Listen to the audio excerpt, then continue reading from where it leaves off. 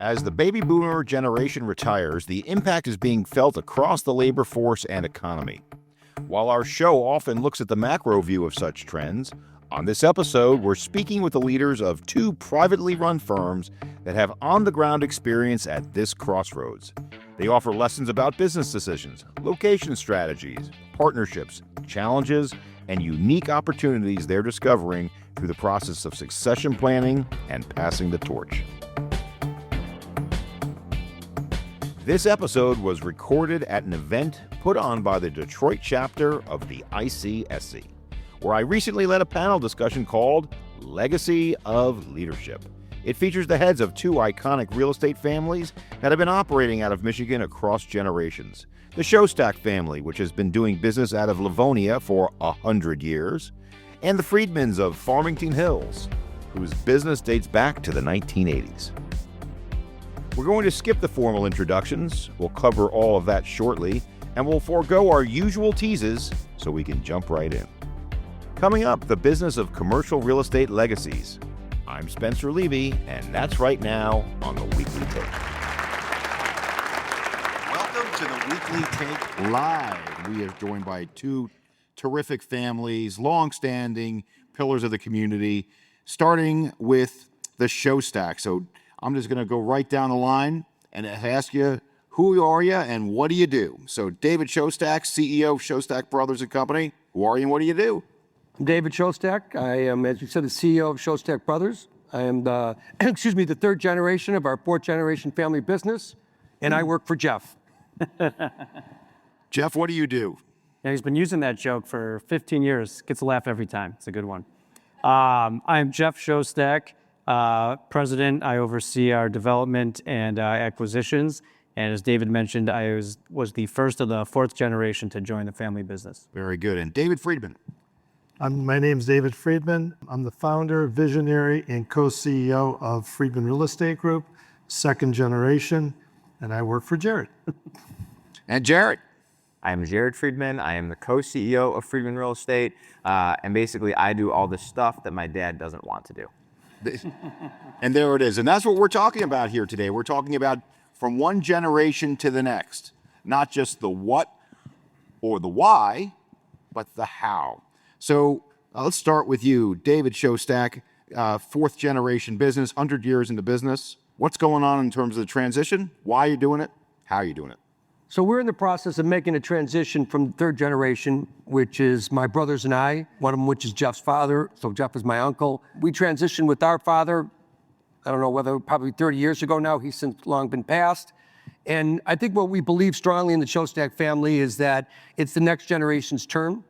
You can't control it from the grave. And if you want to have succession, you got to give the next generation the opportunity and the authority and the power to proceed in a direction that they want to do. So what we're in the process of doing now gets a little bit more complicated, since now we're dealing with cousins and not siblings anymore, but plan out a governance structure for the cousins and how they want to run the business, how they want to make decisions, and what businesses they want to be in. And we want all that to be their decisions, not ours. We're here as the third generation, sort of on our way out to lead them a platform for them to do it as they please. They have the job cut out for them because, unlike the last generation, not all of the cousins are in the business. There's 9 cousins and 3 of them are in the business. Jeff's been here the longest, but Jeff and his cousins Jake and Josh are the cousins committee that are going to run the business and going into the next generation. And we are on a 12 to 24 month process to formally make that transition. Not that the uncles and the fathers are going away, but that it's their turn and their opportunity. David Friedman, what's going on with your company? Same question. What, why, and how? So I'm teeing things up for the second generation. Our business is about 37 years old. It's not 100 years old like the Shostaks. And so I've got 3 boys. All of them are working within the company. And so we're setting up a very similar board of governance in a transition from me to them to be able to take our legacy and to build it and grow it probably 3 times greater than what I was able to do. So I've had a lot of discussions with David Shostak. He's been kind enough to help me through this process and with other people. And it's challenging, but for me, I've spent 37 years working my company and longer than that in the business.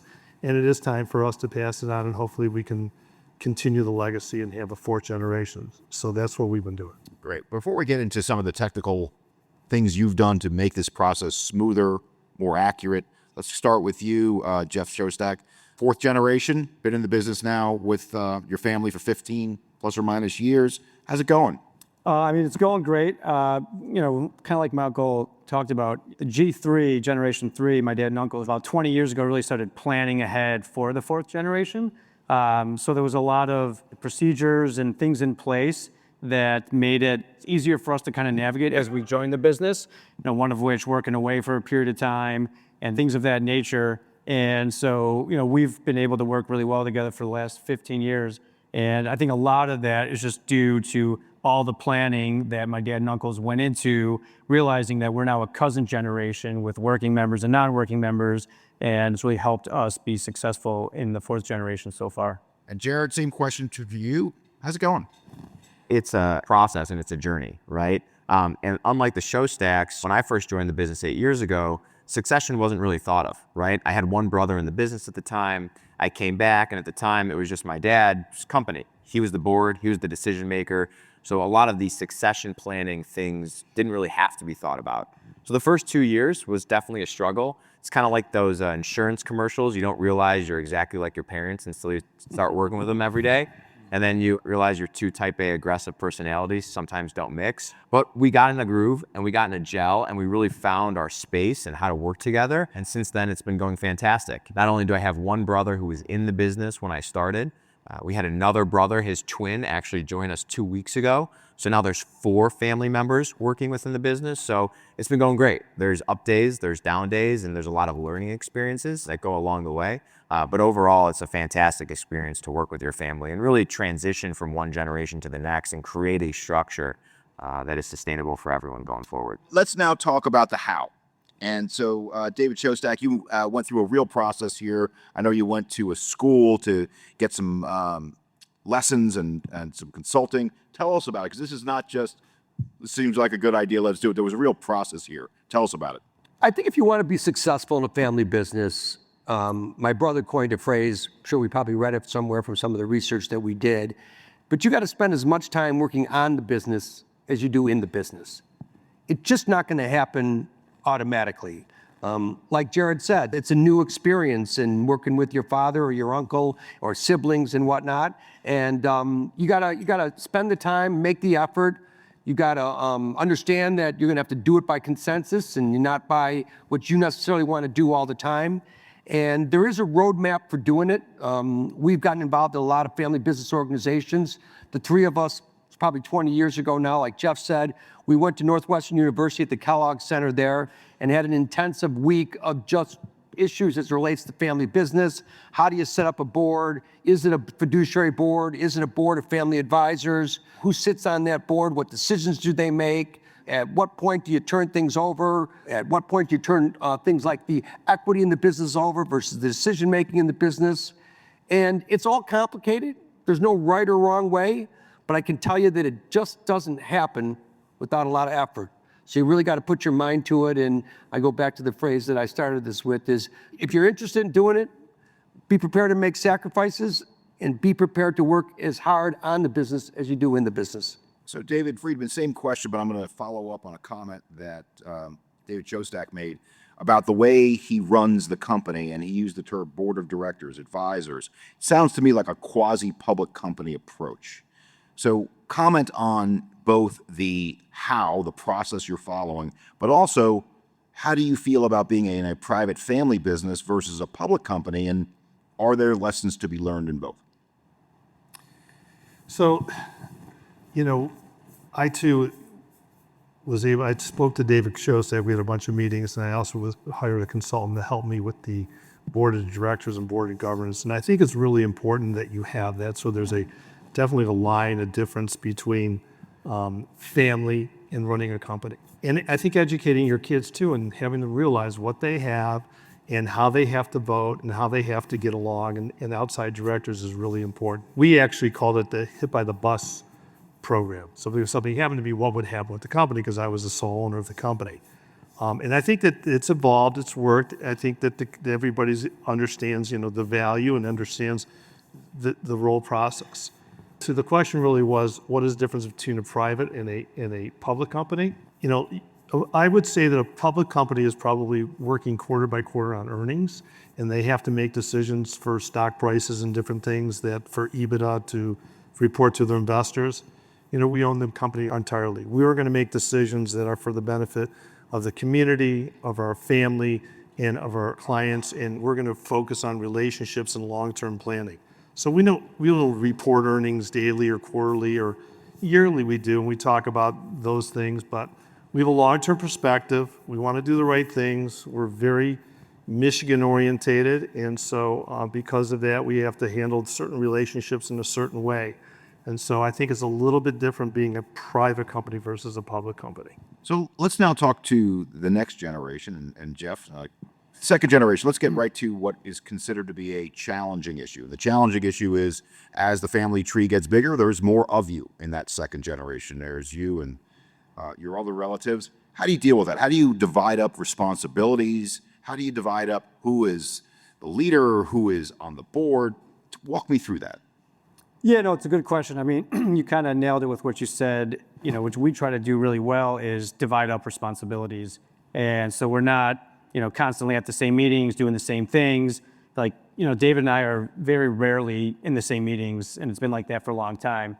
When I first started, obviously there was a lot of that, but we realized that we needed to kind of divide. So then you take now me, my cousin Josh, who's in the crowd here somewhere, then my other cousin Jake, is we really wanted set up that everyone kind of has their own niche or area of the business that they're focused on, whether it's acquisitions of a certain asset class, or it's development, or it's more operations, or whatever it might be. But we wanted to set it up that we're not kind of stepping on each other's toes, that we're each finding our own areas that we can profitably grow the business without getting in each other's way. And we all get along great, so obviously that's a big help. We're very close, even though we're cousin generation, not siblings. But I think the biggest key that was kind of ingrained into us that we've been working on as G4 is really finding our own path and working together when we can to help each other and be partners on everything, but not be too much doing the same. So Jared, same question, and I'm going to put a finer point on this. I think it's fair to say that this is a success story here, that you're all sitting here talking through these issues, but I know of many family businesses that are not this story. I know many family businesses, particularly when they get down multiple generations, where particularly when you're dealing with an active participant in the business versus a passive person that may be an equity holder in the business, there could be disputes. And again, I'm not suggesting there's disputes here, but there can and probably will be. How do you deal with this issue of having multiple folks involved? And what's your dispute resolution mechanism? Yeah, you bring up a really good point. And I think the statistics show that 70% of second generation businesses fail and 90% never make it to the third. So the odds in theory, to your point, Spencer, are stacked against you from making it work, right? And it is very hard. And another thing that David said too that I picked up on is working in a family business is about sacrifices. Look, it's the greatest opportunity in the world. We are all blessed. Jeff and I are blessed to have that opportunity, but it doesn't come without its challenges, and you definitely have to make sacrifices. And I think really understanding that it's not your business, right?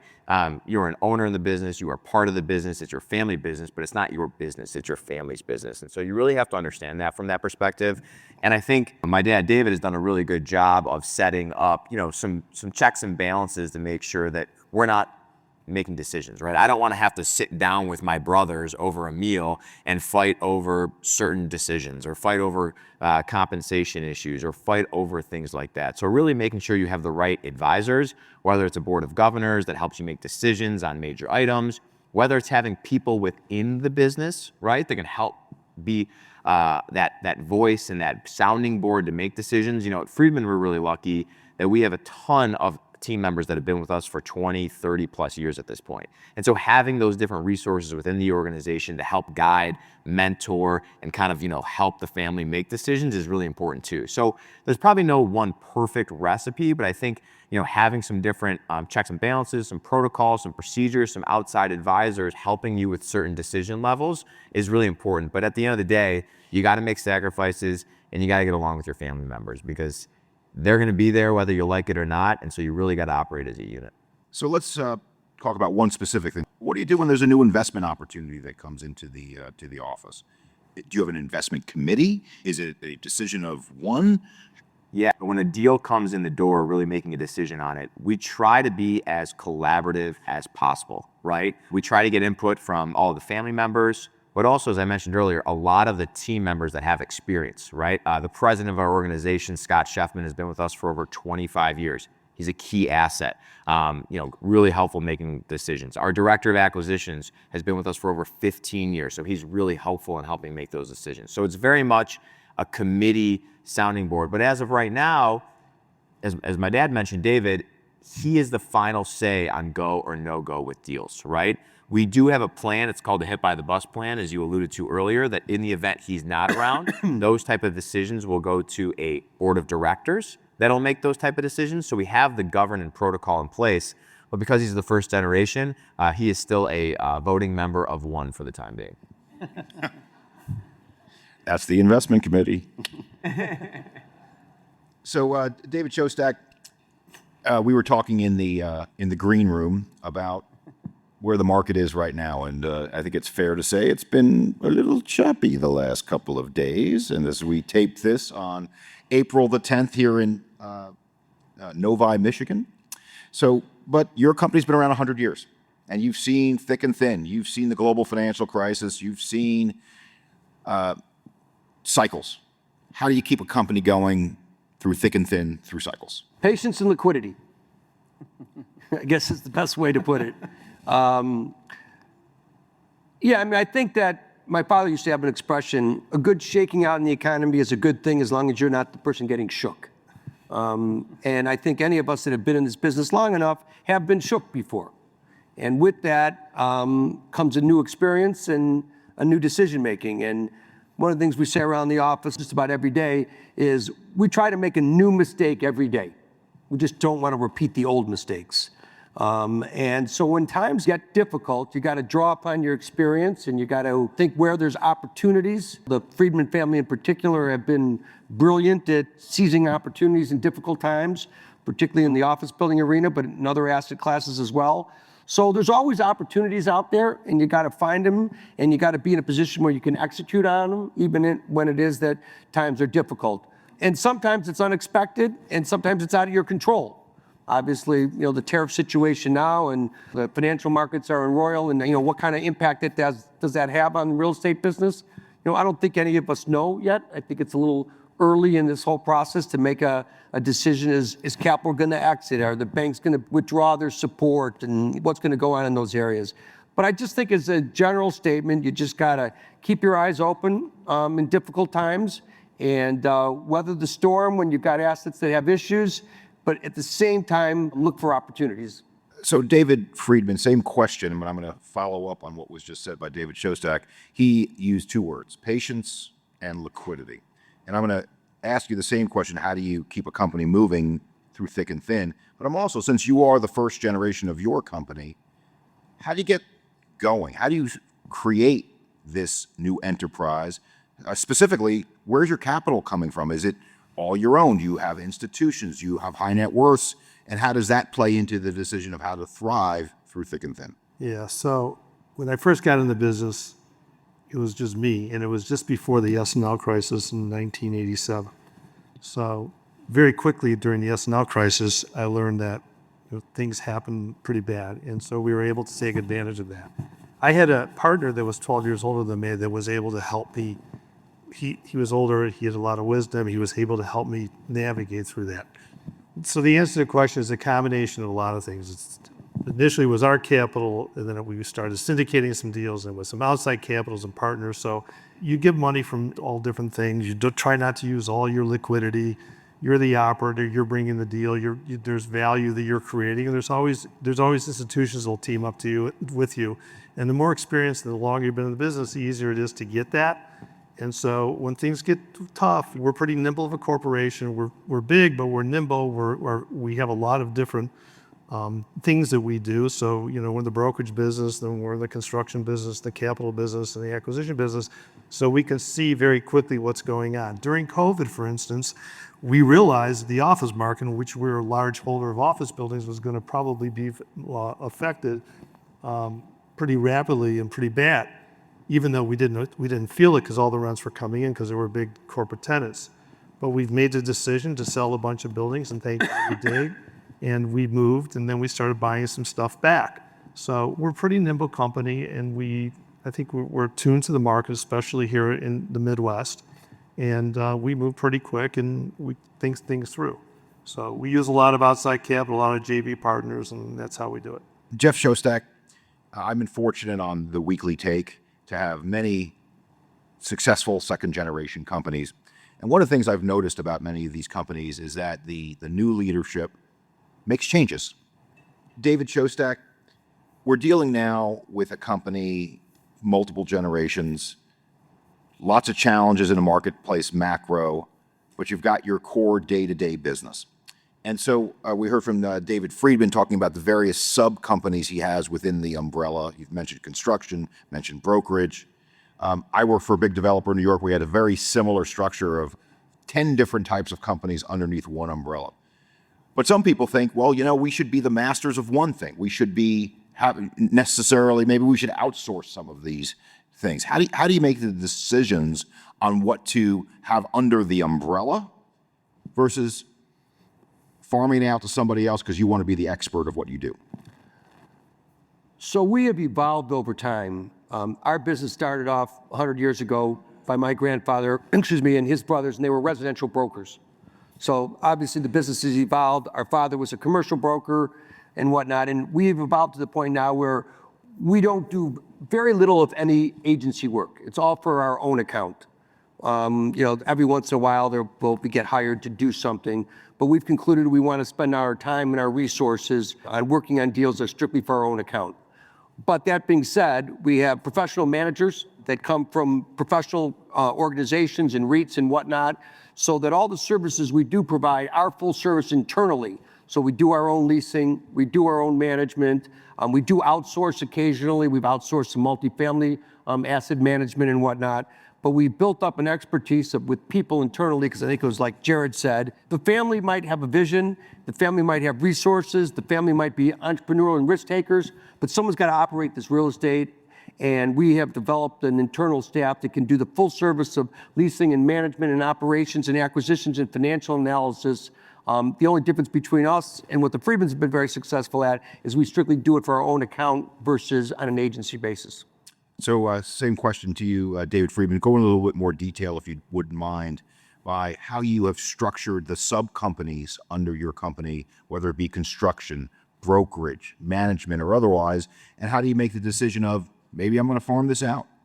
Yeah, so, over the year, I started as a brokerage company, and then I started in the property management company. And when I was doing office leasing years and years ago, one of the legends of office leasing was Mickey Niemer. And so Mickey Niemer used to do his own space plays, construction, and management. So I kind of evolved into that with our product type, which was office, because office is pretty hands-on. So over the years, things have grew. The brokerage company grew, the property management grew. We got into construction. I find it very useful to be able to control everything and being very nimble and get things done quickly and effectively and efficiently. So we utilize that service. We offered to a lot of relationships that we created over the years, and it just blossomed. So it blossomed from Michigan. There's a lot of different parts of the U.S., and we were able to become the go-to for distressed assets because of the S&L crisis. I created those relationships when I was like 30 years old, like Jared's age, and they evolved into, the S&Ls went away and special services came around, and all of a sudden all those guys that worked for the banks worked for the special services, and they were our friends. So couldn't say no to the business, and it was very helpful for us because it became, we would know about a building that's foreclosing before it foreclosed because we had asked to do a valuation or what the value was. So it's been very helpful for us. It's a lot of work. It's not easy. It certainly would be nicer just to work on our projects ourselves, but we've created a name and a brand and relationships, so we're into that. That's evolved. And then Jared obviously created some new lines of businesses with our S&F Capital, which was a natural tag on. And we're able to leverage all those resources and take advantage of that. So it's been great, and it's helpful for our company and our employees and our kids and stuff that work for us. So it's been good. If I were to just have to build buildings to make a profit and things were bad and I built a building, I could lose money. It keeps us out of trouble a little bit. So the third-party business, and Jared, if you would just follow up on what David said, what is the new business you formed? Yeah, so over the years, like the show stacks, they've evolved and done a great job of doing it. So we have to continue to evolve as well too in our business. So a couple of the businesses that we created, one of them was SNF Capital, which is a commercial mortgage banking business, right? So we were managing properties, we were brokering properties, and so we brought on a team to help do financing of properties. And so we're always trying to provide services for the fully integrated approach. Now one of the other things we've created recently here too that you'll see an announcement on is we've created a new ground up construction business as well too to tack on to our existing premier construction and design business. We're bringing on a team later this year to help really fully integrate that process. So always looking at new angles to try and provide better service to our clients because we really think that having fully integrated platform in-house to serve clients and help our relationships is really important. So it's fair to say, and again, there's a lot of distinctions between the two companies, but the Showstack enterprise is primarily for your own account. The Friedman's is some for your own account, but some for third parties. 50-50, how would you, David, put it, or Jared? It depends on the business line, but I'd say probably 70% of our business is probably for our key relationships and partners, and probably 30% of our business is for our own account. And a lot of our clients are partners or relationships that we've had for 30 years. So we're a family business, and we have family companies, and all of our relationships are family. So it's really one big. Happy family. There we go. I'm going to ask one wrap-up question. When these were terrific questions, I want to thank our audience. But the real question is this: you've all had very successful, extremely successful family enterprises. But I would say more than half this audience makes a choice. Do I do what you're doing, or do I work for an enterprise? Do I go to a big corporation? Do I start my own? What advice would you give them to make that decision? And we'll go right down the line, starting with Jared. I think a lot of times in working in a business in which you own and you have to take on real responsibility versus working for an enterprise, you have to want it, number one, but you got to realize that it's a roller coaster. Everyone sees the good a lot of times. Everyone's like, oh my God, it's amazing. It's the greatest thing ever. But there is a tremendous amount of hard work that goes into it. And there is a lot of ups and there's a tremendous amount of downs. And it's the ability to roll through those downs and learn from those experiences and power through it. So it's a lot of hard work. It's not for everyone. There are days in which I'd rather say, hey, I can go home and clock in at 9 and check out at 5 and be all set to go. But you got to want it, and you got to want that responsibility and understand that it's a significant amount of work. So it's fun, but it's daunting. And I think I learned that a lot from my dad and just watching him going to work with him. I mean, I even joke with people, I've been through most office buildings that I don't even remember because I went through when I was 5 years old going with him on Saturdays. So it's really something that you got to want to do and realize that it's a challenge and a journey, not instant gratification. And if I can add one word, which you didn't use, but I'm going to use it, it takes a little bit of courage, because when it's your own business, when it's not just your money, it's your name on the door. And that's a difference. David. Yeah, I would say that's true. There's no question about it. But for me, I wanted to be in business. I was an entrepreneur. I had the desire, and I wanted to do it. But it's been very rewarding for me, much more rewarding than I thought it would ever be. And today I look back, and it's 37 years later, and sure, I could retire and I can go sell to CRE or somebody else. But Are we negotiating up here right now? no, not at all. I'm going to broker it if there's No shot. But for Getting back in me, the broker's business. for me to pass it on to my children and help them navigate it and help them do something much more than I've ever done. My father had Morris Friedman and Sons Plumbing and Heating. So now this is Friedman Real Estate Group. And so I think for me, it's a legacy. For me, it's our reputation. For me, it was been very rewarding. It's been very financially rewarding. And I hope to God that they can take it and do more so than I've ever done. Just about out of time. So Jeff, David, final thoughts. All right, I'll go quick. I guess I would say it's probably a little bit of both. Obviously, I was fortunate that the business was already started, but running a business, starting a business, even more so, is obviously incredibly difficult and very hard. So I think your best bet is to work for someone first, learn, Maybe you end up partnering with them on certain deals or whatever it is, and you kind of have your quasi-owned business. But just if you're going to do it, you better have that drive because it is 24/7, 365, never stops. David Shostak, the final word. Prepare for sleepless nights. It's easier to go work for somebody. It's easier to be part of corporate America and rise up the ranks of it. And there's something very, very special about being part of a family business. But there is a lot of stress, a lot of pressure, and it isn't for the faint of heart. So on behalf of the Weekly Take, let's hear it for our panel.